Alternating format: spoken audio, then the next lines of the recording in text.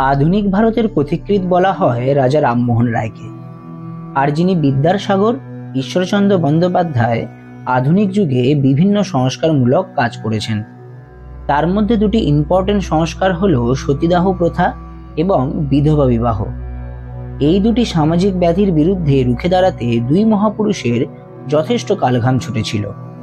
কিন্তু ভাবতে পারেন, মধ্যযুগের ভারতে এই দুটি সামাজিক ব্যাধিকে উৎখাত করতে বিন্দুমাত্র সময় ব্যয় করেননি এনাদের পূর্বসূরি মহামতি আকবর। রামমোহন ও বিদ্যাসাগরের প্রায় 3 শতাব্দী পূর্বে এই ভারতীয় নরপতি নবজাগরণের সূত্রপাত করেছিলেন। তাই ঐতিহাসিক হ্যাবেল তাকে ভারতীয়দের মধ্যে ভারতীয় বলে অভিহিত করেছেন। ভারতবর্ষের বিভিন্ন স্থানে তখন অমানবিক ও নিষ্ঠুর সতীদাহ প্রথা প্রচলিত ছিল। এই প্রথা অনুযায়ী মৃত স্বামীর চিতায় বহু নারীকে আত্মাহুতি দিতে হতো। হিন্দু সমাজের নারীদের এই আর্তনাদ কোমল ও উদার হৃদয় আকবরকে স্পর্শ করেছিল।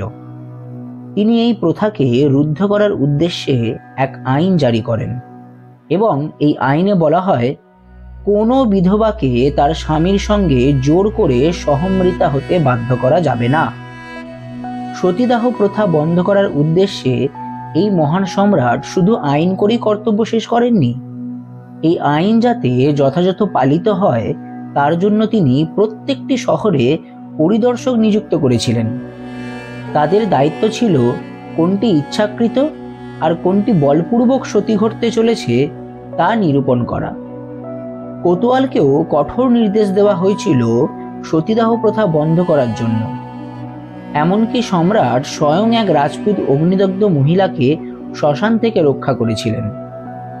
আধুনিক দৃষ্টিতে তা আজও ভাবতে অবাক লাগে। এমনকি বেন্টিকের আগে দুর্ধর্ষ ব্রিটিশ প্রশাসকরাও এ কাজে হাত দিতে সাহস করেনি। সেই একইভাবে তিনি বিধবা বিবাহ সংস্কারও করেছিলেন। বৈবাহিক সম্পর্কের ক্ষেত্রে মুঘল সম্রাট আকবর প্রগতিশীল মনোভাবের পরিচয় দেন।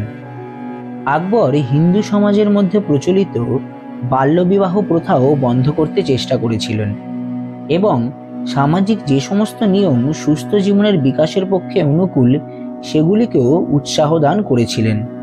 তিনি 16 বছরের নিচে বালকের এবং 14 বছরের নিচে বালিকার বিবাহ নিষিদ্ধ করেন।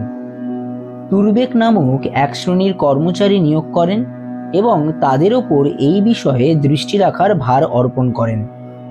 মুসলমান অভিজাত শ্রেণীর মধ্যেও এই বিষয়ে প্রচলিত করার নিয়ম প্রবর্তিত হয়।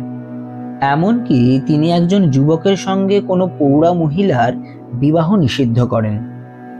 আকবর পণ প্রথা ও বহু বিবাহ প্রথার বিরোধী ছিলেন। আকবর বিধবা বিবাহকেও উৎসাহ দিয়েছিলেন, কিন্তু হিন্দু সমাজে তেমন কোনো সাড়া মেলেনি। এই প্রসঙ্গে বলা যেতেই পারে, আকবরই যেন ঈশ্বরচন্দ্র বিদ্যাসাগর ও রামমোহনের পূর্বসূরি ছিলেন।